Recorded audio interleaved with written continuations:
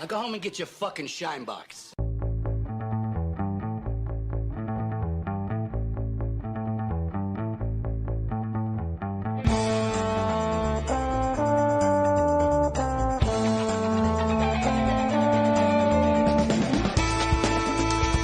Hello and welcome to the Corona Cinema. There's a real echo in here, I just realised. So you know how big the room is, real echo. I don't know if it's going to make a difference. Anyway. Hello and welcome to the Corona Cinema podcast with me, your host, Liam Waite. And I'm joined this week by Ross. Good evening. And he's back. It's May. Good afternoon. Okay. You know what? We're just going to go straight in to the head-to-head this week because we have places to be, or Matty has places to be, and maybe Ross does, I don't know. Maybe his work, I don't know. But either way, we're just going to go straight into it. No wasting around with any chit-chat. Go straight into it with the head-to-head. And it's the Karate Kid original versus the remake this week. And we'll start with the Karate Kid from 1984. A martial arts master agrees to teach karate to a bullied teenager. Short and sweet synopsis right there. The Karate Kid, 1984. May. Had you seen it before? What did you make of it this time? I had seen it before once, and I don't remember paying a huge amount of attention. But I had to watch it again about 10 minutes ago. And yeah, actually, I still enjoy it, I think. Do you want me to compare right away, or just talk about what I liked? Do whatever you want, you know. There's no rules here. I mean, we're going to talk about the other one soon, but do whatever you feel is necessary. Well, I'll talk about what I like then, I guess. I really liked the way they took their time with the film, because it's something that's like, it's come out in the 80s, and I think it could easily have been like an hour and a half, like an hour and 20 film, just about some kid who just gets really good at fighting really quickly and then beats them up and then like wins life or something. And they don't do that. They take like 2 hours and 6 minutes to like properly get into the character, and like he doesn't even like consider training with Mr. Miyagi until you're way into the film, so you really get an idea of the characters. And I think that kind of depth of conversation, like with the mum, you even flesh out the mum, who's like a relatively unimportant character. You would seem in what could be just like a teenage-based film, like she could not be in it that much, but she's in it quite heavily. And her conversations, and then the conversation with Mr. Miyagi, and like the introduction of both the parents as well, for the girl, like it really fleshes things out a lot. And I think that's what makes this film more iconic than any other kind of film that tries to copy it, or films of that time. Like the in-depth, it's not really focusing on karate at all. If that makes sense. It's not really about fighting. It's just about kind of like his adapting to this new place and him dealing with interpersonal situations. It's a film like Alien as well. It's a film about interpersonal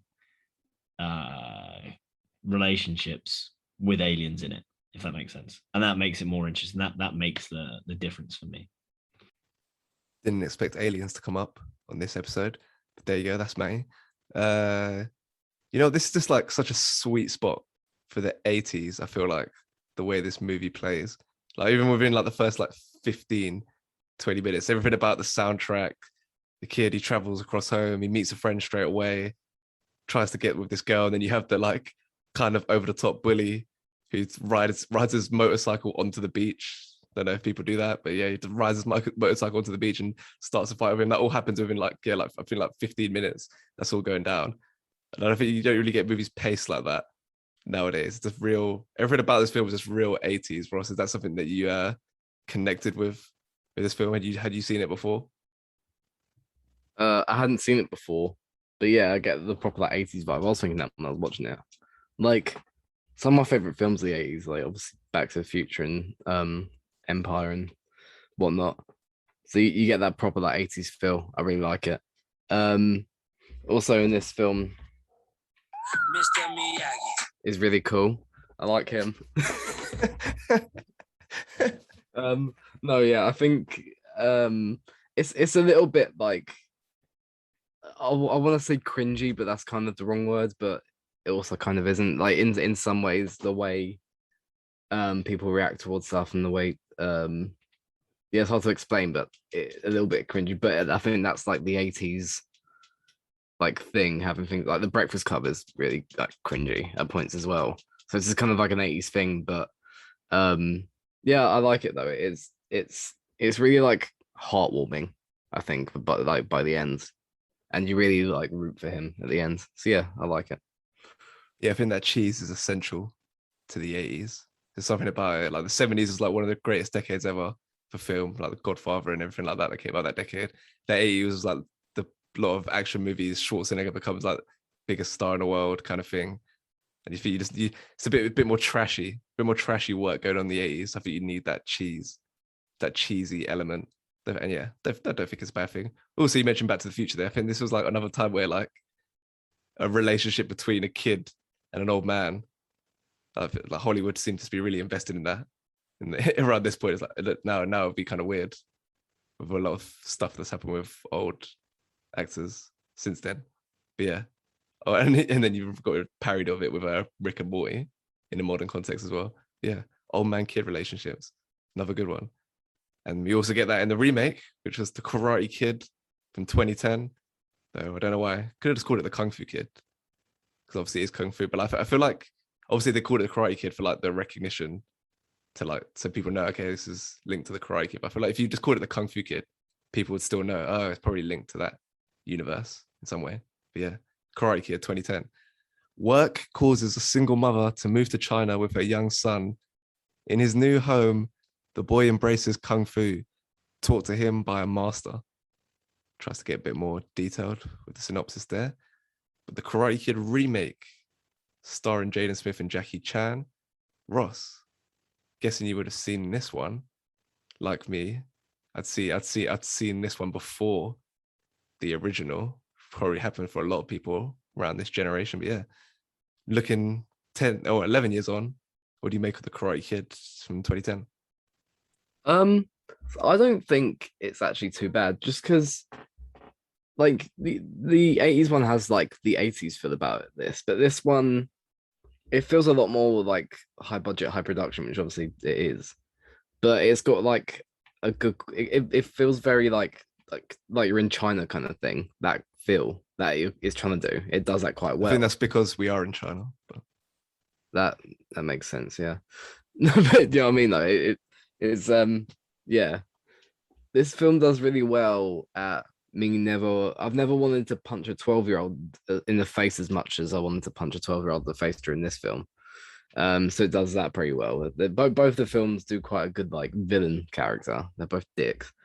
But no, yeah, I think in the modern day Karate Kid as well, Jackie Chan had to be like the Mr. Miyagi character. But yeah, I think at the end of the day, it just doesn't have the same like feel. It's hard to explain, but the same like feel as the first one, which I think why it might not be kind of as good as the first one, but it does well at kind of taking its own spin, not in a story way because it's the exact same story, but in like a production and look kind of way, I think. yeah, in terms of doing a remake, like you obviously try, like there's obviously a lot of stuff you're just going to copy and kind of update to a modern setting. But I think the choice to make it, because obviously part, like we said, like the part of the first one is moving to a different place that you're not as used to. But at least he was still moving within America, still spoke the same language. This is like a whole new adventure. Literally going, probably like, I reckon it's probably the hardest place as an English speaking person. It's probably the hardest place to move to in adapt like East Asia, to like move to and adapt because it's such a hard language to pick up. But yeah, that kind of massive adaptation that he has to go through. That's like a nice update, I think, for the remake, to have that part of the story going on and all the difficulties that he encounters as a result of that. And yeah, I agree with you. I do like all the Chinese settings, all the Chinese kind of cultural references and kind of things like that. I think that adds another layer to this film. And Matty, what do you like about the Karate Kid in 2010? I honestly prefer it. I like that it is higher budget. It feels nice. I like the choreography is fucking sharp. I think going back to obviously the old Karate Kid, obviously it's the one that came first. All aspects of it are good. Even the fighting isn't bad. It just feels a bit more wooden. And and just like the way Jackie Chan just decimates like 5 or 6 like 11-year-olds are sick. Like I like that. That was hard. And yeah, just Jackie Chan Just like another Friday night. exactly. He just fucking tied them up in their jackets and made them slap each other. It was brilliant. And the way Jackie Chan is like seasoned perfectly in time for a remake of this film, for him to be this still lovable but yet agile, brilliant mentor. And it kind of leads on to the whole, I think my favorite now genre of film is mentor films, like Real Steel, this, like Kung Fu Panda, like mentor fighting films of like they slap different because you get like a fat bit of like character development. And like Jaden Smith, like he does really well to play a younger person who is supposed to be immature, become slightly more mature and deal with this like very real, like you say, like is a really difficult cultural change for anyone, especially like a child. Um, and I like that they called it the Karate Kid because I think if anyone's done martial arts, people just bare confuse what they're called. You know, it's like, oh, you like judo or karate, like they just like call it the wrong name all the time, and the mum does it herself. Like don't like that, you don't like that karate class. And he's like, it's kung fu, like shut up. Like it's annoying, and I think that works really well. And I think it's like I think it works better than if they called it the Kung Fu Kid. A, because of the nostalgia and the linking the name, but also just that misconception. And yeah, I like it, and I think it feels a lot more like traditional and cultural, if that makes sense. Like kung fu is like a part of like China in a sense, unless that's just been drip fed to me by American media and TV shows and cinema.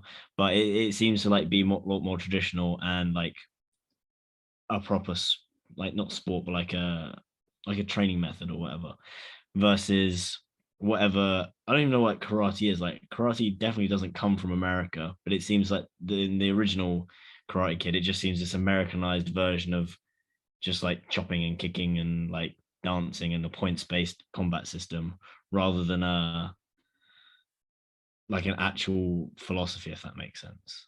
And obviously Mr. Miyagi is like a what karate should be kind of thing. But I think with Kung Fu it just works so much better, like the like what it stands for, if that makes sense. And I just feel it feels a lot more cleaner as a film, the second one. Kung Fu feels more mysterious. I feel like karate.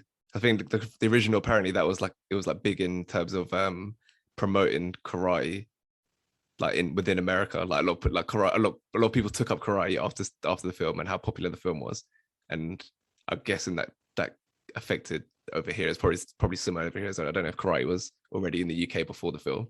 I imagine it would have had a similar impact that it did in America. Yeah, as a result, like karate is just kind of, oh yeah, that's what your like little brother does on a Tuesday night in year 3. It's kind of, that's kind of what karate feels like now. Whereas kung fu's got a bit more elegant, bit more culture behind it. Without I don't know where karate is actually from originally, but yeah, could just Google it. But you know what? I'm not going to do that because we're going to start doing the categories right now. Performances. It's interesting. Ross said, Ross said about the 12-year-old being kind of the villain. Like talk about the both of them, both films. You have the kid who's I guess one of the villains, but I feel like the more of the villain is the guy leading in the first one, leading the karate group, like leading this army of teenagers into battle, not really teaching the proper moral way to go about doing karate. He just wants to create a bunch of super soldiers. Likewise with the kung fu instructor in the remake as well. I feel like they're the real villains of this story. And those kids are kind of just being led astray. But I do think as villains, those guys are really effective, especially in the first one. Properly, like we've talked about like the 80s-ness of it, and he's really over the top as well. How aggressive he is, and everything about his demeanor is just very funny. I think so. I enjoy his performances, but I guess the key ones, obviously the leads. Just whether you think Miss Miyagi, the guy, Pat Morita, got nominated for an Oscar for this performance, which is insane. It feels like to me for this kind of film. I know that he's never really had he hasn't really done anything dramatic. Otherwise, I don't think that actor. I haven't seen him anything else, but I don't think that's his reputation. Definitely before this wasn't anything like, oh yeah, that guy's going to be nominated for an Oscar at some point. So a bit mad there. Obviously, the iconic character. I think Jackie Chan does a decent job with it as well. I do like Ralph Macchio kind of it's a weird one. He's meant to be obviously the hero of the story, but I think he's got something a bit different about him. Like he's kind of annoying in some of the scenes in the original. Like he's a bit of a little twerp at certain points, and you kind of don't understand why Elizabeth Shue, like meant to be like the most popular girl in school or one of them, why she's even interested in him throughout this film. Like it's kind of a problem with the story in many ways. But yeah, he's got a weird energy. I think he's not the archetypal hero, whereas Jaden Smith feels a bit more charismatic. Obviously, he's a bit of a younger. They're playing a younger version of that character. But yeah, Matty, where are you leaning towards in terms of performance? Does you prefer the remake, but do you prefer the performances from Jaden Smith, Jackie Chan compared to Pat Morita and Ralph Macchio? Yeah, I'll come back to in 1 second. I just looked at how old karate is, and it's only been a recognized form of martial arts by Japan and China for 86 years, whereas Kung Fu goes back to the first millennium. So it's kind of interesting that karate just seems just less, just as a whole, just less, if that makes sense. Just less history. Bit of an L for Kung Yeah. Fu. It blew a Yeah. several 100-year lead and lost the race for popularity in the Western world. I don't even know how many millenniums there are, but the first one must have been quite a while ago. But yeah, in terms of performances, I do prefer the performances in the first film are good. And when things are kind of like a less production value and aren't shot as seamlessly and as well and edited like as nicely as they are today, they don't seem as good. And I do rate the main character's acting in the first one. But as a whole, performances are a lot stronger in the second film. And what I like as well is they actually kind of cast kids, if that makes sense, rather than, I don't know what the villains and the teenagers, like the villains and the teenagers in the first film are fucking stacked. Like a lot of them are just men, like the big old men, some of them. And like Jaden Smith's actually a child in the remake, and so is all like the other children as well, all the bullies. So I like that. And then to have good performances from all of those, like convincing good performances, because some of the other karate kids in the first one, they all seem like they're on drugs the way they're screaming at each other. I mean, I know it's the 80s, but fucking hell, like the energy was unreal.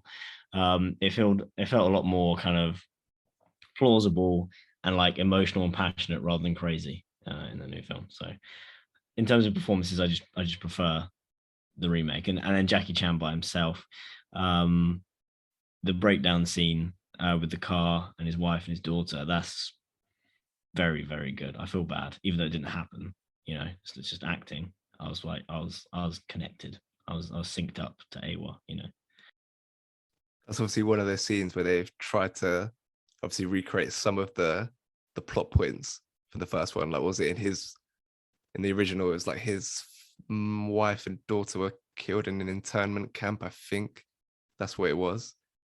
So yeah, it's one of those. But it's kind of, yes. This is the interesting one to do in the head-to-head, because obviously it's a remake of one film, so they're kind of recreating a lot of stuff. So it's an interesting one to compare and contrast. But yeah, performances, Ross. It's interesting. Obviously, it's harder to connect with the wider cast in the remake because they're not speaking the language. Whereas you have like the kind of the teenage group that are tormenting him and everything like that. There's kind of a different energy there. But yeah, which one did you prefer of these two films? I think performance-wise, it would have to be the remake. I think it's just Jaden Smith. I think is a much better main character for the film than Ralph Macchio is. Because you say like Ralph Macchio, he's a weird like character. I don't like, he's not that likable within the film, and you don't like root for him as much. And I don't know whether that's through the script or whatever, through the acting. I'm not sure, but yeah, I think Jaden Smith does a better job with the character, and it was also like 10 years younger, so you got to give that to him as well. In terms of like the mentor, I think both Jackie Chan and Mr. Miyagi, yeah, both of them did well with their roles. I think the chemistry gets better with the original one between the two characters, I think, because it's weird. In the original, it's more of like a friendship, and in the remake, it's more of like a father and son thing, I think. So it's yeah, it's two kind of different ones, but I think the original one has a better like chemistry between the two. But yeah, I think performance wise, I'd have to go with the remake just because like Jaden Smith, I think does really well with the role and kind of being immature and not understanding everyone and feeling kind of like he's like singled out in China. He's the only American kid, etc. He does really well with that, and I think that's what like sways it for me. I can't remember if they talk about where the dad is in their original. I don't think they do. If it's just kind of it's just a single mom. There's no explanation like what happened. That was, yeah, like you say, like they play that up more in the second one. Like the film literally opens with him looking at like he's marking his height on the wall. I don't know. And then the final one was like, yeah, when did his dad died? Yeah, his dad died. He didn't just leave. In my head, it was like, Daddy left. But I feel no, it was Daddy died. So yeah, the film literally opens with that. So yeah, like you said, they play more into that relationship with Mr. Han and Dre. Well, Karate Kid, the remakes one anyway, so it doesn't matter what I say, but I'm gonna give it to the original. But it doesn't matter because that takes the first point. Story, it's the same story in many ways with some differences that we've talked about. I'm gonna start by saying I'm gonna give it to the remake just because I just really enjoyed the Chinese setting and all those elements and that part of Dre's journey trying to adapt to a completely different culture, not just within America. Although it does seem dumb to give story points to a remake when the original is the original and it was the template for the story. It's a bit of a sticky one there, but I don't care. I like the Chinese elements of the remake. May, where you falling? I'd agree with that. It adds much more of a kind of argument behind why our main character is struggling with this adaptation, Yeah, adaptation. change. That's a weird one. Why they could have just made it adaptation, really? Yeah, they could have. Just make it shorter, save some letters. Hmm. I wonder how many letters you'd save all over the world if you just made that little change. Yeah. A lot of time as well. We wouldn't be talking about it as well. I would say that it is a lot more. It's gone now. What was I going to say? Deep. A lot more something. Yeah, so Profound. in the original, he's just getting bullied basically. It's not really that deep. He didn't really seem to miss his friends or miss where he's from. He was just like, oh, I don't like it being sunny. I like cold. Something fucking weirdo. All right. But yeah, moving to China is like something, and it's a hard enough thing to be probably just about to adapt to. And then he gets like bullied the fuck out of as well. And his retaliations seem a lot more warranted, if that makes sense. The way the original, he like puts the hose over him in the toilet and sprays. It's like, you've been beaten the fuck out of like 5 times. Like, leave it out. Like, leave him alone. Jaden Smith has that attitude that makes him just more likely to retaliate in something that's a little bit foolish, but not seem too dickheady. Like he comes across as a kid who wants his own back, but still like he's just mischievous. Like he would do that anyway, if that makes sense. And you don't hate him for it. You don't think what a dickhead he's asking for it. You think, fair enough. Like, what can you do? If that makes sense. So I just go with the remake. You mentioned that scene where he does the thing with the hose. Don't know why Daniel's son. Don't know why he thought that was the right idea for a costume. I bet he thought he was hilarious. The shower costume, the shower curtain. Everything. It's just a bit. After a while, maybe it's funny at first, and this is a bit impractical, isn't it? As you're trying to get through the dance floor, bit annoying. But yeah, don't let that influence your vote, Ross. Although the Karate Kid remake's already won this category, but yeah, story. I would prefer the one that created the story, or the one that adapted the story. Yeah, I think I agree with both of you. The like Chinese spin, because it's pretty much the same. Like it's the same story. Like at the end of the day, but I think the Chinese spin it and being like a fish out of water kind of thing makes the story a little bit better in the remake. Because yeah, as you say, like he's in America and he's getting bullied and stuff, but at least he has like this girl fancies him for no reason. That's kind of helping him. But whereas Jaden Smith, like he's got his friendship falls apart at one point when it's not his fault and that kind of stuff as well. I think yeah, the it's got to go to the remake. 3-0. The worst example for me of like the remake like trying to adapt like little things from the original is the whole thing with the jacket. Obviously, that's come from wax on, wax off. Like that felt, even though that was dumb in the original, it was like dumb in a kind of cool way, where it's like, oh, he was actually teaching him karate moves when he was doing all these chores. The whole thing with the jacket, that like it didn't work in any way, and it was just really annoying. Like it felt so forced. It's like you wouldn't just throw your jacket on the floor like that. It's harder to throw it on the floor like that. Just hang it up. It's closer there. It's closer there for you to hang it up. So that was just kind of annoying.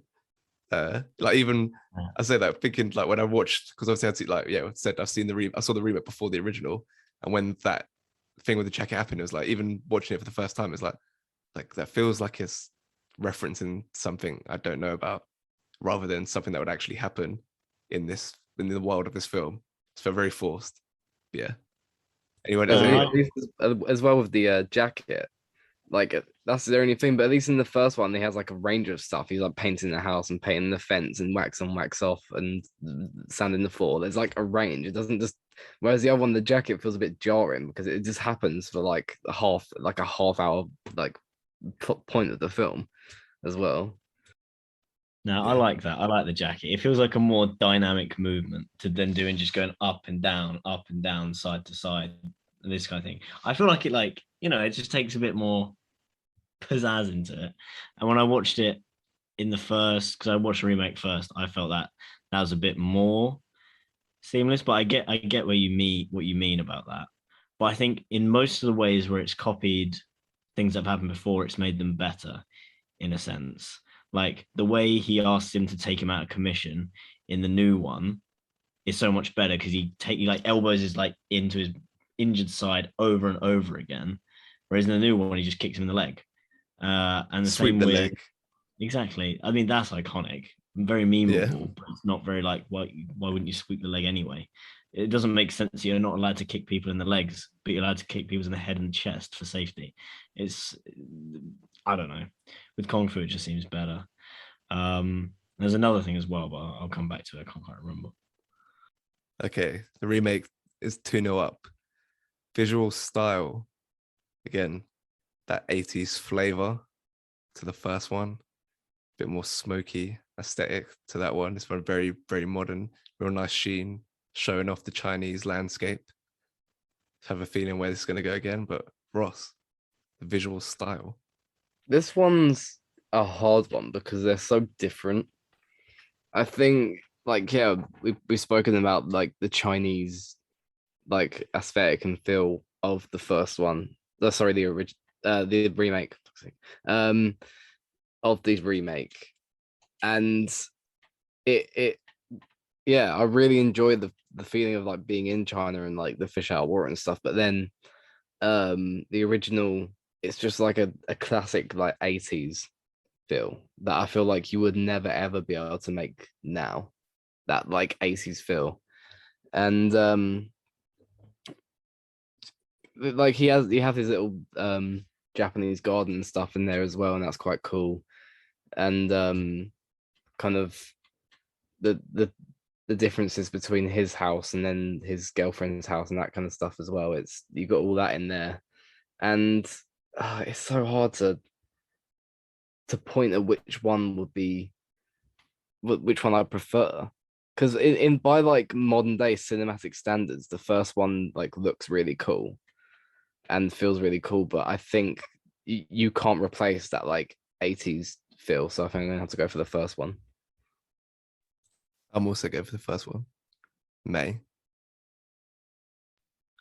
I like China. I'd go for the second one.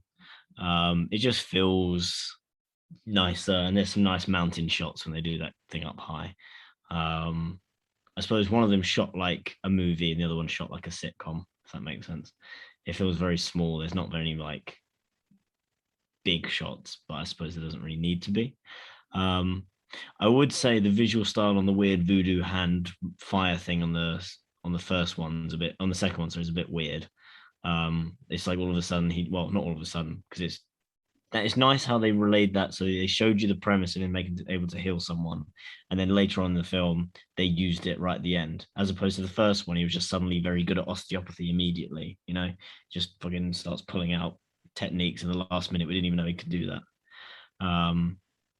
But I've gone off track here. So yeah, I'd say the second one for visuals. Yeah. But the first one gets a first point on the board because it wins that 2-1. Got to stand by your principles though. So there you go. Tone. What has the better tone? We talked about the 80s-ness of it all. That's very, very much key part of the conversation. Talking about the original in terms of that tone, in terms of guy moving to a new town, these over-the-top bullies, getting up to all sorts. This girl inexplicably falling in love with him, kind of. The really snobby, overly snobby, kind of almost unrealistically snobby parents that she has as well. All key parts to the tone, the 80s tone of the original, whereas the second one, the remake, a bit more regal, a bit more elegant. I feel like a lot of this is what you prefer rather than what's better. So which makes for an interesting debate. But Matty, what do you prefer in terms of tone out of these two films? I'd say the tone in the remake's better because when shit's hitting the fan, like the girl can't see him anymore. He's getting bullied. He's in China. Like, not China's a bad place. It's just not what it was used to. So they're all like three things that are really mounting down, and that's really reflected in him feeling down all the time. And it's the build up to his kind of breakdown with his mum's kind of like palpable. In the first film, there is a breakdown where he just can't do it anymore, but it's just because he's being bullied, and there wasn't really like a compounding build up to that kind of decision. He just got beat up like 3 times in a row, but was having quite a nice time in between. It didn't. The remake just feels like it has a nicer arc in the point where it builds and builds and builds. He breaks, makes this decision, starts to train. Then the whole training process in both are pretty similar. That's quite nice there. And then both in the ending, it's quite elated and it has that nice resolution. I say just that tiny difference of it being really, really shit for the remake. What's his name? Jaden Smith. God, mate, I think I've got dementia. Anyway, I think that really pins it down for me in terms of what makes it the tone better, if that makes sense. We haven't really talked about these films as sports movies. It's obviously another part of what they are. And I feel like I'm going to go for the original. And what tips it for me is I don't feel as like euphoric by the end, which is like obviously like a massive part of a sports film, especially in that era. That's the same guy who directed Rocky. It's kind of a lot of similarities to Rocky as well. And I don't feel by the end of the tournament in the remake, I don't feel as satisfied and like determined for him to win as I do in the original. I don't know, I can't put my finger on why that is, but that's kind of by the by. Like that's the kind of the effect it has on me, which is like a key part, I think, and talk about the tone. Because ultimately, yeah, that's the main thing. Definitely about the first one. Maybe the second one, there's a bit more going on. But definitely the first one is a proper sports film. And that aspect of it would make me just go for the original. So it's tied there. Ross, deciding vote for you. What do you think for tone? It's so hard because That's what she said. and like what you're saying about it being a sports film and like you want Jaden Smith is a more likable character, and then I really I think the main bully boy is more dislikable in this one, but at the same time in the first one, as like a group and like in the teacher and stuff are like more like evil, which makes you want what's his name to Daniel-san. Daniel-san, yeah, Daniel to beat them. But yeah, but it's what have I got the deciding vote? This is hard. You know what? It's pretty even. I'm just gonna throw it to the original ones, then we can decide in the final round who's gonna win. Oh, he's thrown down a gauntlet there. Do you know what it is as well? I think with the decisive kick in the remake, like how he does like a backflip to make the connection. I feel like that's too reminiscent of like every time they try to do football, as in soccer football in movies, when it's always the winning goal or something always has to be a bicycle kick. Hollywood has decided like that's the most glamorous kind of shot, pardon the pun, shot. It really makes sense either though, because he hasn't been practicing that. Yeah, I feel Whereas, like that's just like the most extravagant thing you can pull off right at the Yeah. death. Where even Yeah. and for me, it just watching. I was like, I like cringe. I'm just thinking, yeah, about Santi Munez or some other footballer in the movies who always has to just be like a bicycle kick Yeah. thing going on. That's what I was just thinking of. Whereas in the original, it's kind of, I don't know, the original, even the Well, original, that's the Cobra thing. yeah, that looks There's kind a of crane looks thing. more satisfying in the original. Yeah. It looked like cooler. I don't know that the rules of this sport, whether I've heard people saying that like he should have apparently he should have lost in that fight because something happened before that in the original. I don't know the sport enough well, but they were like, oh yeah, based on the actual rules, like he should have lost. And I don't know if that kick was legal either. But yeah, that's who cares? I don't know. But Ross is taking this to 2-2, so we go to the final category, yeah, final one, which is makes sense considering what you were just discussing. Just the best fighting. What fighting? Two different disciplines of fighting, fight sports, martial arts. What was the? I don't really know what I mean by best. Like the quality was good. It looked cooler. I don't actually know what I mean, but you can interpret it how you will. May, what was the best fighting out of these two films? Fucking hell, my coordination on that unmute button was very, very slow. I would say easily, without a doubt, I'm going to keep it very short. The remake, the fighting was fucking brilliant. The choreography was great. I love Jackie Chan. That is all. Ross. I think the remake as well. I think maybe because it's newer, I don't know, and maybe because it's the sport. Like, I think there's something about kung fu just makes it feel a bit more like I don't know, like the karate seems a bit weak. Like they kind of beat each other up, and it's just like more like simple punches and kicks and stuff. But like, it's just it's just kung fu. It just looked cooler as well. I think you can do. There's a lot more kind of like creative things you can do with kung fu, like during the fights and that kind of stuff. As we said earlier, I don't like the like final kick at the end. I think that's got to play a big part in it. That's really it kind of does drag it down a bit, but in general, and I think with the training sequences, and both of them have quite cool like training sequences, but I think the remake, yeah, just kind of because of the kung fu, it looks cooler. And I think it's more of like I don't know whether it's the films itself, maybe it's just the fact it's kung fu over karate has swayed it for me, but I think kung fu, the remake has my winner. Yeah, I feel like I've just ended up in that place as well. Like, what do I prefer, karate or kung fu? And kung fu just has a bit more. I feel like karate, like I said before, it's just suffered from there. It's just like it's just too widespread now. It's too Americanized. That's to its detriment. Kung fu just has something a bit more special about it. That's ultimately influenced my decision to also go with the remake. So it's gonna take a 3-2 win at the death. Have we had something as close like that on the categories? I can't remember one being like that. I don't think so. I feel we've had a 3-2, but like one way it was like 3-1 up going into the last category. Not one where it was still all up for grabs with one category to go. That's where we went. And Karate Kid remake takes the win. There's not many remakes that you feel like that I feel I enjoy more than the Karate Kid one, which seems like a weird sentence to say.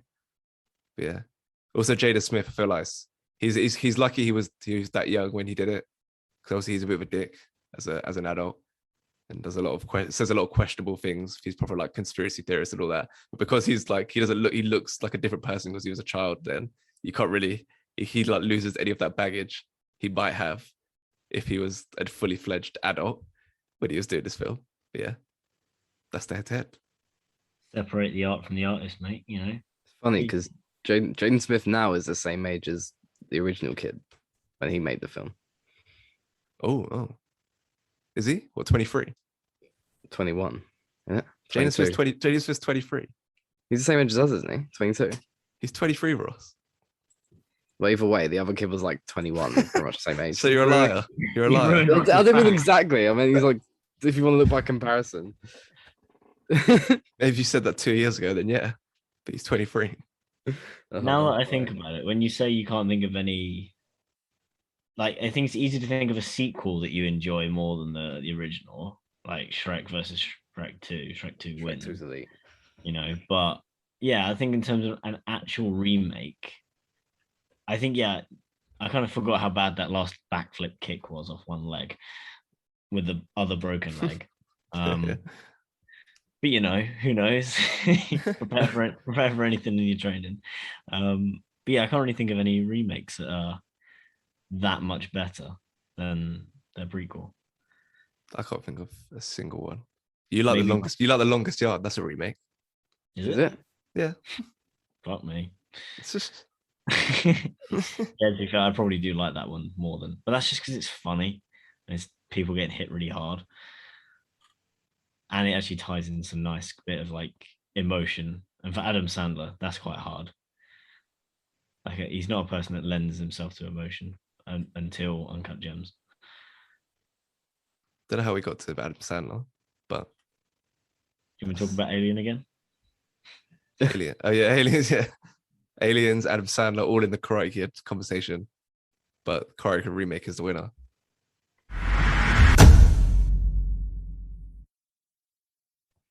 So I did the same game that you did ages ago, where I say like 3 actors, and you got to say the film that they're in. I was feeling uncreative, so I just did that. Shit, but okay. Well, you know what? Yeah. It'll probably get hard as it goes along, but That's what she I don't said. think any. Hey. Okay. All right. Number 1. Elliot Page. Wait, what? I wasn't even listening to when you described the game. I was too busy trying to think of something funny to say. Where's the game? Where's the game? So I'll say 3 actors. Well, I'll name them one at a time. You got to try and guess the film. Yeah, okay, yeah. Okay. Number 1. Inception. Yeah, Inception.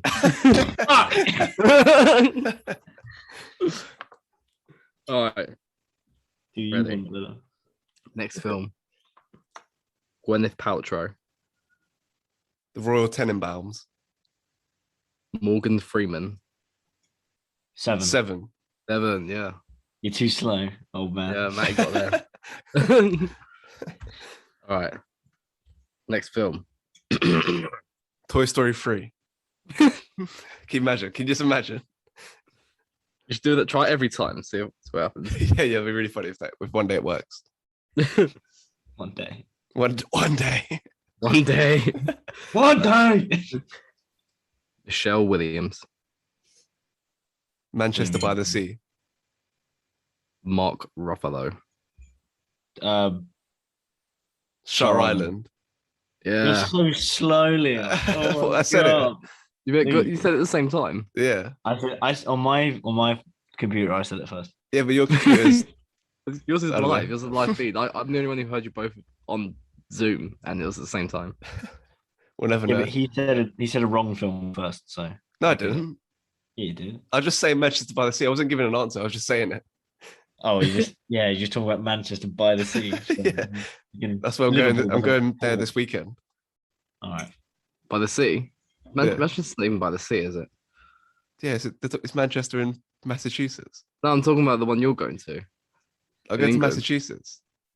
You're going to. Oh, They really? lifted the US ban on travel.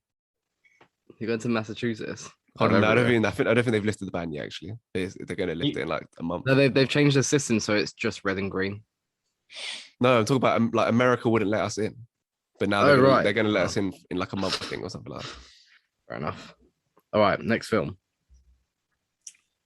Jason Momoa, Justice League. Oscar Isaac. I have no idea. Dune, yeah. Hmm. New one. It's cheating. Jason Momoa's in Dune. Yeah, Yeah. he is. I don't know. He's like the royal family protector or something. Oh, who's winning? Me. Nice. All right, next one. Husband and wife. Viola Davis. Sylvester Stallone. Escape plan. I don't know. Suicide Squad. Yeah, the Suicide Squad. Fuck. I haven't had to go all the way on any of them yet. All right. I don't think you have to go all on any of them. That's what she said. That's what she said. That's what she said.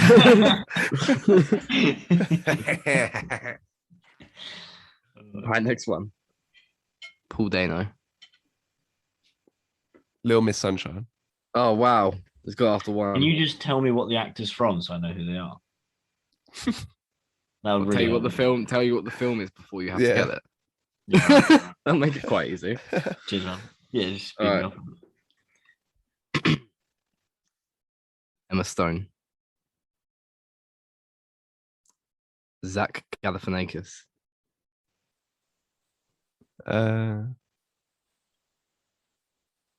Edward Norton.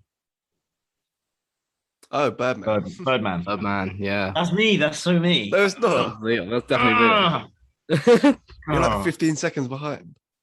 You're literally in a different country. He's To in me. Manchester, Massachusetts. I'm in Wales. Massachusetts. Yeah. All right, next one. Steve Buscemi. Fargo. Oh wow, he's got it. Funny looking. All right, next one. Brie Larson. Room. Dave Franco. 22 Jump Street. 21. 21 Jump Street, yeah. Ah! Brie Larson's not in 22. Huh? Brie Larson's not in 22. Yeah, she is. No, she's not. No, she's not. Yeah. All right. Next one. Patrick Swayze. Ghost. Maggie Gyllenhaal. Jake Gyllenhaal. No idea. I know No. that 4 Patrick Swayze. Nocturnal films. Animals. Donnie Darko.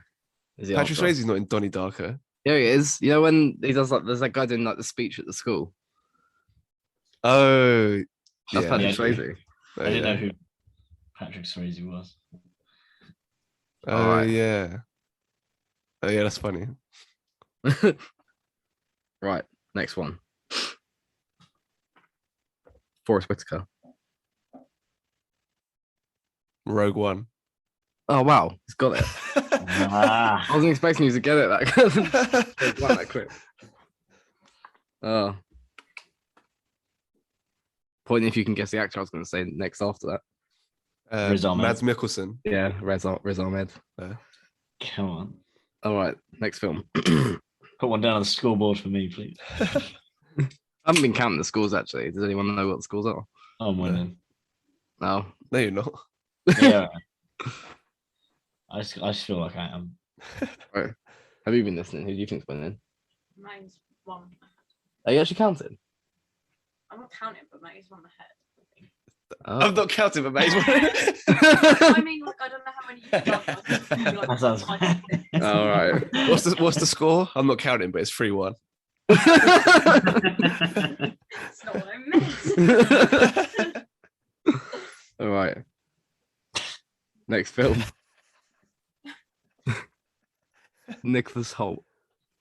Mad, the favorite. Oh, the favorite. He's done it. He's done it. Point if you can guess what I was going to say next again. Olivia not Colman. one of the 3 leads. It was Rachel Weisz. No. Right. Next film. Joseph Gordon-Levitt. Anything? Heath Ledger. The Dark Knight. No, he's not in that, is he? 10 Things I Hate About You. Yeah, 10 Things I Hate About You. Oh, I was gonna say that. All right. Last one. Logan Lerman. The Perks of Being a Wallflower. Michael Pena. Justice League. What? Shia LaBeouf. Fury. Yeah, Fury. Oh, nice. There you go. That was it. Those are quite easy. And that's If the I knew game. more actors, I'd be better at that. I'll do a different game next time. There won't be a next time. Next round. I will Someone be on just next round. someone just comes in behind his camera and slits his throat. Yeah, There's not going to be a Leone. Not going to be a next time.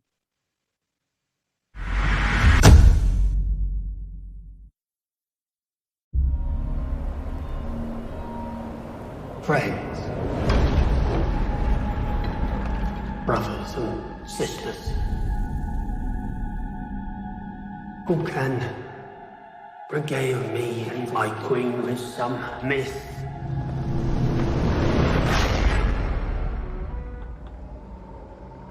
or tale?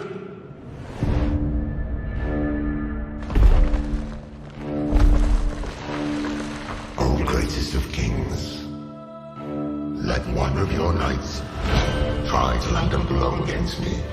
Indulge me in this game. I will meet thee.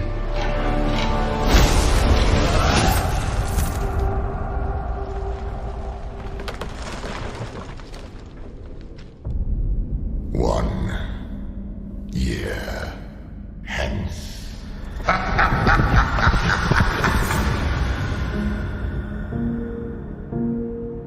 Another year nearly gone already. You must seek him out. Was it not just a game? Perhaps, but it is not complete. You'll find no mercy, no happy end. Why do you stop me? Your doom is at hand.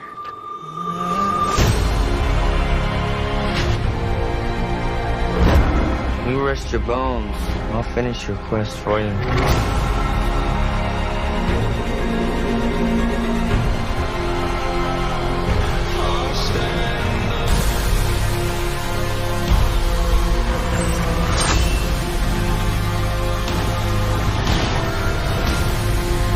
And what do you hope to gain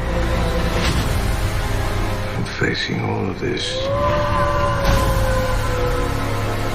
Honor.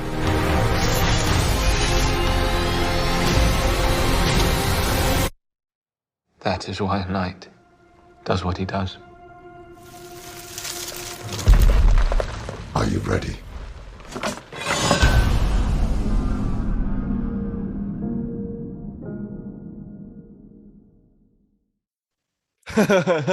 Thanks, Ross. And now for the main review.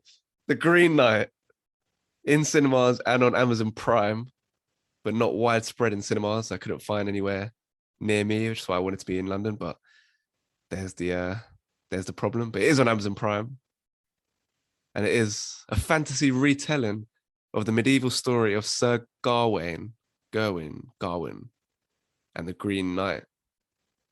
I hadn't heard of this story previously, but I watched the film. Ross watched the film.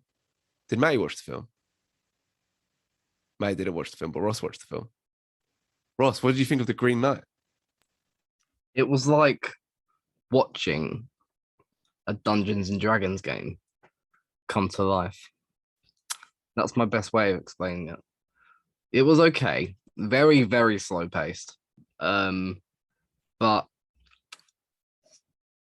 enjoyable enjoyable for what happens and the things that happens, but I think a little too slow paced for my liking. But still, it was good. Like, there's not too many things I can actually fault about it. Really, it's very creative. But yeah, that's my first impressions. I hadn't seen any films by this director. I know he did Pete's Dragon, the Disney like live action of that.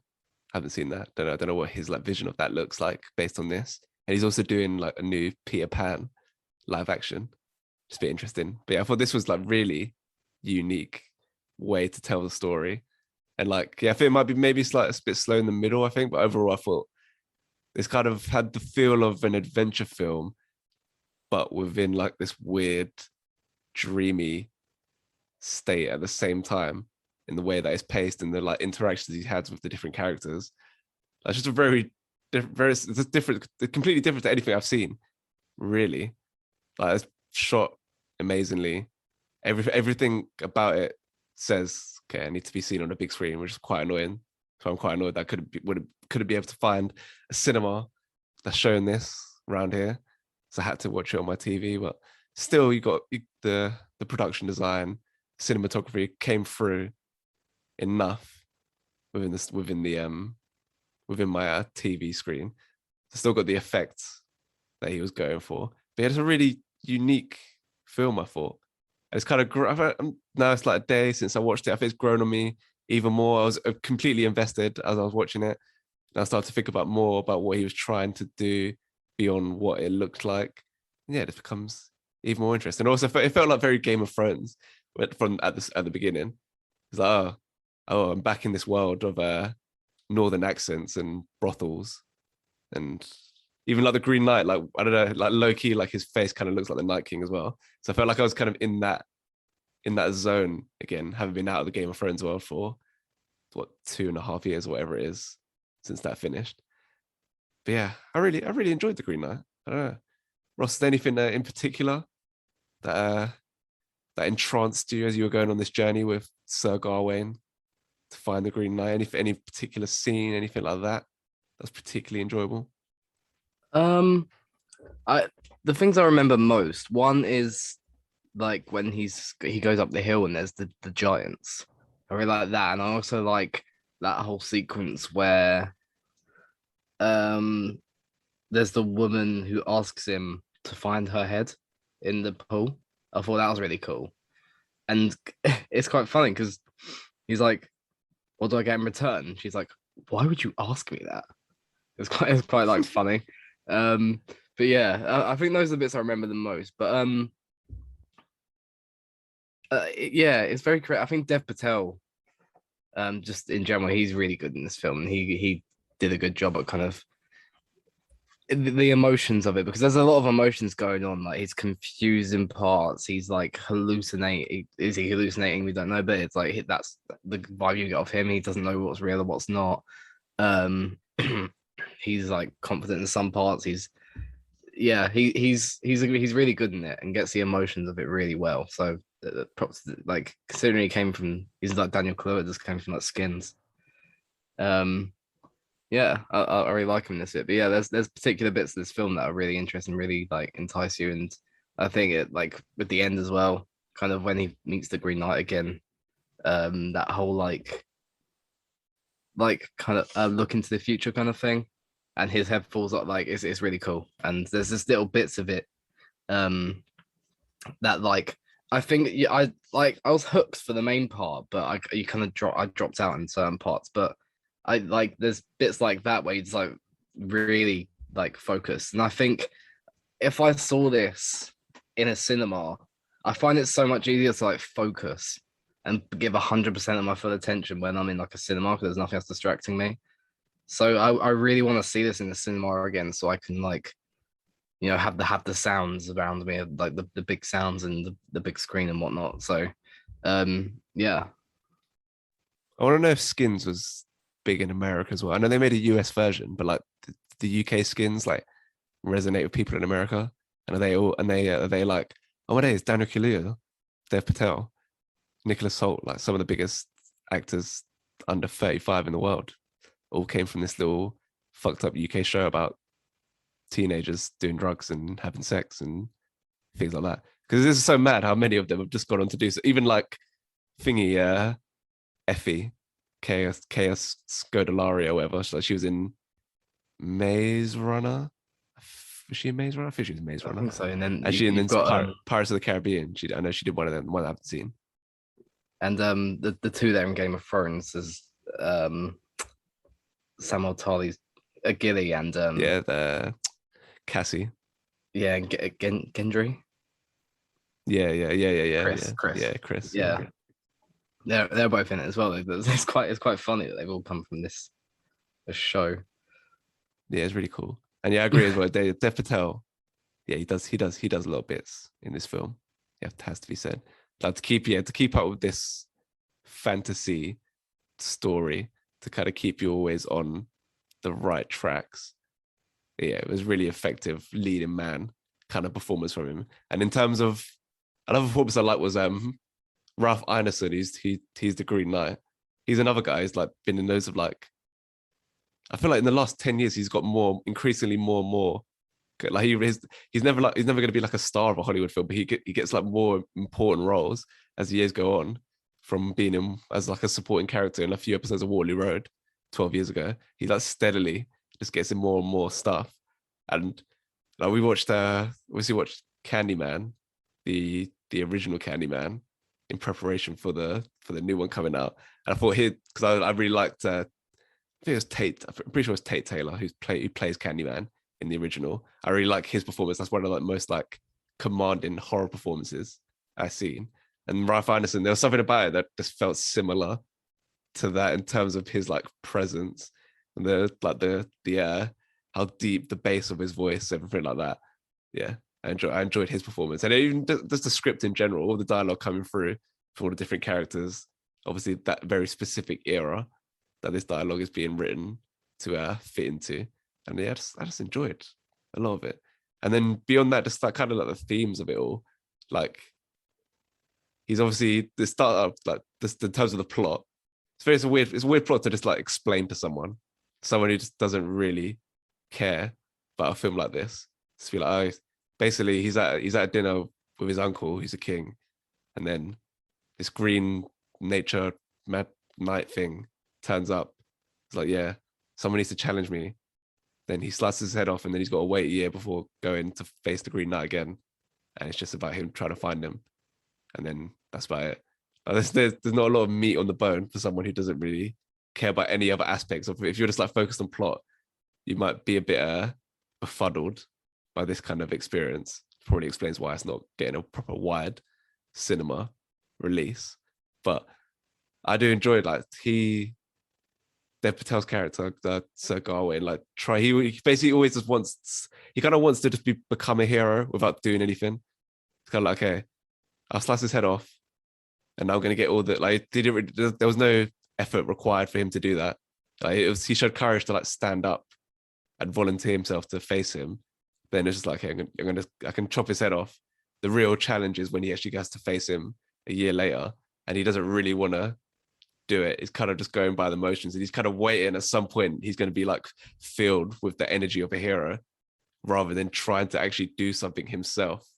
I don't know, you just get that vibe the whole way through. It's like, okay, he's waiting, maybe something's going to happen, and some magical force is going to turn him into the powerful knight that he wants to be. And and in the end he realized, okay, that's not going to happen. When he has when he's running away and he has that dream sequence of what's going to happen if he doesn't face the Green Knight, when he becomes like, he abandons his pregnant, or no, she gives birth to the kid. He abandons his previous wife to marry that other girl.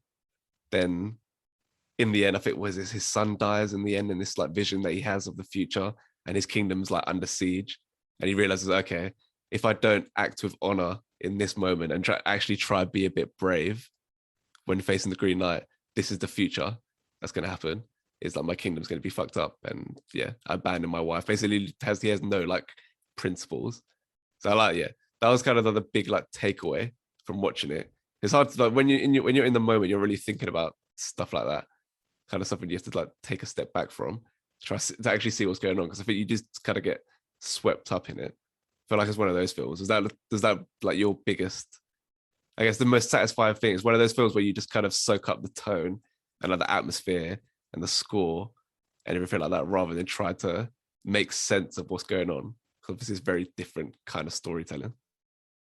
Yeah, that's why like, I want to see this in the cinema, so I can really like soak it up, really get like into like the soundtrack and just like the adventure in general, the whole thing. I really wish this was like a cinema release, like otherwise I would have seen it there, like definitely, because it's just not the same at home. Like, but yeah, but like going back to the performances as well, like I think Alicia Vikander as well, because I've seen her in like Ex Machina and stuff, and I thought she was really good because she plays like the wife and the girl he like flirts with in the castle, whatever. She plays both of them. She does a really good job as well, and just kind of yeah. As I say, like it's bugging me that I didn't see it in the cinema, and like whenever now I hear something's released on like Prime or Netflix, it kind of disappoints me, like in a way, because I don't want to see it at home. Like the cinema experience, this is why cinemas are dying. Like it's what we need to see it, and because yeah, so the atmosphere is not the same. Do you wish it was like out in more cinemas instead? Like, do you like it when things come out in Prime and Netflix? I mean, they basically wouldn't get made if they weren't coming out on Prime and Netflix. So it's just like, yeah, kind of just have to accept it. Rather than exist than not have these films. Then it's just you only have the option of MCU in cinema or Star Wars or whatever. Very true. At least it's actually like, yeah, at least they're funding. At least Apple are gonna make Scorsese's film, because even Scorsese can't even get people to make his films now. He has to go to Netflix and Apple, which is a bit mad. But yeah, it's mad. Yeah, bit swerving the conversation there. It's a bit depressing. But yeah, what else do I like about this film? I actually wrote notes. I've stopped writing notes in the last few weeks. It's been kind of liberating, because you just kind of say what comes to your head at that moment, rather than reading off of a sheet with all my different notes on it. It's kind of like, that I really like that thing. It springs to my mind, and then like, I can talk about that now. So yeah, it's been a bit of a different experience the last few weeks. But Green Knight, because it's so abstract and there's not a lot of stuff going on with the plot. There's not an awful lot of character work, conventional character work. I actually had to start writing notes. I'm looking at my notes now to see if there's anything else that I thought was interesting that I can actually bring up. Oh yeah, just the general idea of like the whole like metaphor of the girdle. Like he's given that by his mum, and that gets stolen by Barry Keogh and then those little scavengers in the wood when they take his horse and everything. They steal the girdle. And obviously that's that scene with the Alicia Vikander's second character, the lady, where she brings up the girdle. And he's like, oh, what's that? She says she made it. I don't know if it's the same one or not. It doesn't really matter. Either way, it looks like the same girdle. And he ends up, they have sex and he spunks on the girdle. Yeah. And that's when she's like, you'll never be a knight. And then by the end of the film, that's when he's actually able to cut the girdle off. After he has that dream sequence where he realizes, it all goes to shit if I don't actually show some integrity right now. He realized, okay, I need to cut this girdle off, because the girdle like just represents, I don't know, just like him actually accepting responsibility, being a bit independent. Yeah. Severing that link between him and his mum. Like he was just relying on his mum too much. See, I like when films do that, where it's just like this really weird setup. This film is a medieval tale, but just have like a really simple kind of message in one instance of it. Like because that could just mean like anything. You just need to separate. You're moving away from home, so I need to just cut that cord to me and my mum, go out on my own 2 feet, show a bit of bravery out there in the world. So yeah, I like that bit of symbolism going on in the film, and yeah, that's a nice easy message to end on. Although I don't know, what did you think of the ending? Not knowing what happened to him. Like he could have survived. Guy could have cut his head off. It doesn't really matter in terms of like the messages of the film necessarily, but as like just from a story point of view, do you find that it can often happen in films when it's like ambiguous? Depends. I guess it depends what you're like into, whether that's satisfying or not. But yeah, what do you think of that ending? Not knowing exactly what happened to him.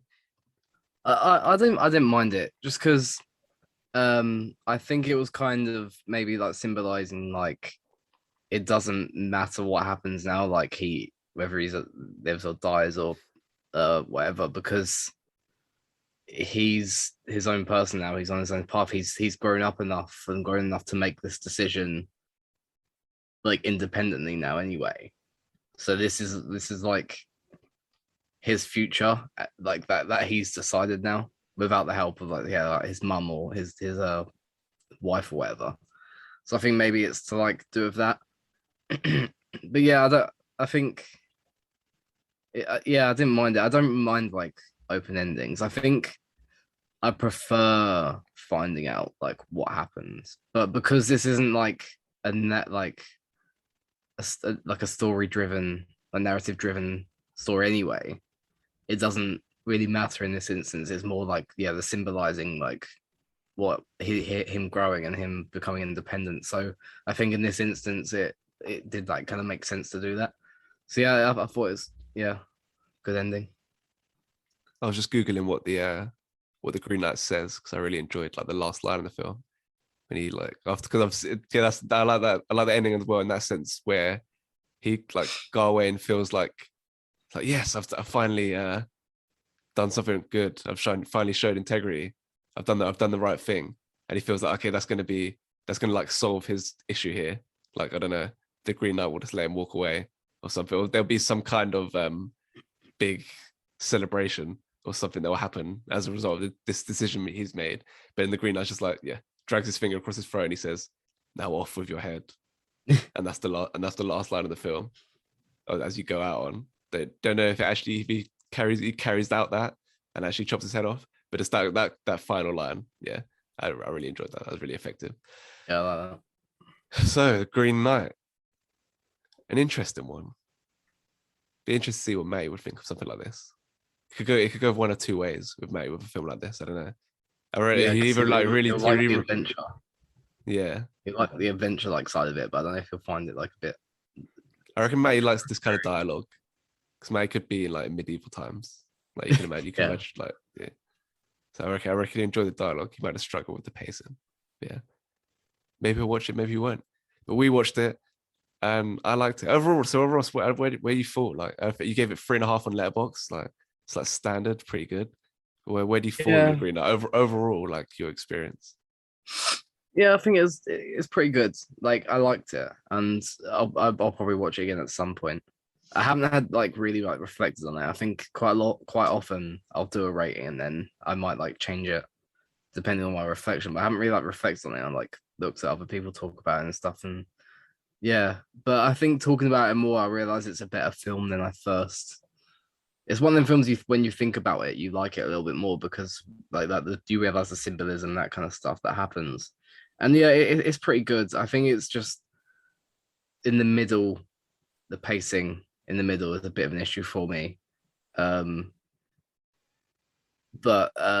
yeah, I like it though. Like I need to like reflect, think about it, because even like talking about it to you now, I've kind of like realized it's actually this means that, and I actually quite like it a little bit more now. Like thinking about it. So yeah, it's something I still need to reflect on more and maybe watch again in like a better setting as well. Because I wasn't like in the mood for like a slow film when I watched it. But I watched it anyway because we were doing because we had to talk about it now. But I watched it anyway. I need to watch it when I'm feeling more in the mood for like a slower film. So yeah, I think that's what I need to do. You know, I don't like some of the fonts that you just couldn't read. You know, like medieval fonts. I was like looking at it like, but even like I think a few like I managed to work out the word by the end of it. But I was like, the beauty. It'd be like the next day, but it'd be like the next. Yeah. I get it. Like that's probably what it looked like. Keep it authentic, but I don't know what's going on, mate. I want to know what these different like chapters are called. Yeah. But yeah, I really like this. I'll watch it again. But this is like the biggest hype for a film in a while. Probably the biggest hype for a film Not obviously not like it's not like a massive film, but like in terms of like film like critic circles and Twitter and stuff. I filmed a very big hype on film Twitter since it like premiered at whatever festival it did. So there's like a lot of expectation going in, and hard to deliver. But still, it wasn't like I wasn't like completely. I guess I was blown away in terms of how unique it is, but I wasn't like, oh my days, it's like one of the best films I've seen in recent times. Maybe I'll come down on that after in future, but yeah, I think it's really good. Okay, The Green Knight. That's the review. And right now I'm speaking slow because I feel, when you feel a tickle in your throat, then you need to cough. Yeah. You just don't want to acknowledge it. And if I, oh fuck, yeah, it was like creeping. It was like creeping closer and closer to my mouth. Yeah, that happens to me quite a lot. I sit there again because that's why I hold it in. Yeah, it's annoying. At Corona Cinema on Instagram, at Liam Waite 98 on Twitter, Spotify, Apple, Google, Amazon, Stitcher, Podbean. Next time, Bond. James Rodriguez. You see that newspaper headline? It was like when James Rodriguez, he must have already signed for Everton. The headline was Bond. Yeah. James Rodriguez. It doesn't make any sense. They think it's literally the worst headline ever. It doesn't not work as a pun on any level. They probably thought his name was pronounced James. Even then, it's still dead. Like the name's Bond. James Rodriguez. And then when if you actually know who he is, you know his name. He's looking at me like Bond, James Rodriguez. Yeah, that's literally how I read it. Whenever I see it shared on Twitter. When you said that just then, I was like, what do they mean by James Rodriguez? I didn't even link the James to the James. Like, I'm gonna Google it right now so I can see it. Yeah. Every now and then it gets reshared on Twitter. It's the Independent. No, it's not the Independent. Sorry, I don't want to slander the Independent. The Independent did a. Oh no, this is like ages ago. So it was when he was at the top scorer of the World Cup in 2014. And the Independent did a story. The name is Bond, James Rodriguez. Is this the worst headline ever? Oh, what newspaper actually did the original one? Oh, I have to sign up. I see it here, yeah. The name's Bond. The name's Bond, James Rodriguez. What the hell? Doesn't make any sense. Okay, that went off track. So we're doing Bond. James Bond, finally No Time to Die, is coming out after years of delays. Not years, a year. Maybe a year. Is it even a year? It's probably a year. Oh, that's fun. I'm working at the cinema on the release day. Oh, yeah. They're doing a staff showing. But I'm not going because I can't be asked. But anyway, because I want to watch. I'm going to watch his films. Oh, no, they're showing a few London cinemas. They're showing like all of Daniel Craig's Bond films. In the build up to this one, not Stevenage there. But yeah, great. I want to watch those before I watch this one. So I'm probably gonna wait like a week after it comes out before I watch it. But yeah, No Time to Die. That's the main review, and the head to head is the two most recent Daniel Craig's. Before that, I think. Yeah, so Skyfall and Spectre. Yeah. Then I'm gonna watch Casino Royale and Quantum of Solace anyway. But Skyfall and Spectre is the head to head. Spectre's the worst. Skepta. Spectre. Oh, is it? Skepta. Have you seen Spectre? I haven't seen any James Bond ever. Have you not? Oh, Spectre's probably like the worst Daniel Craig one. Oh, shame. Oh, well. Gonna watch it anyway for the head to head. Until then, go up. Cheese.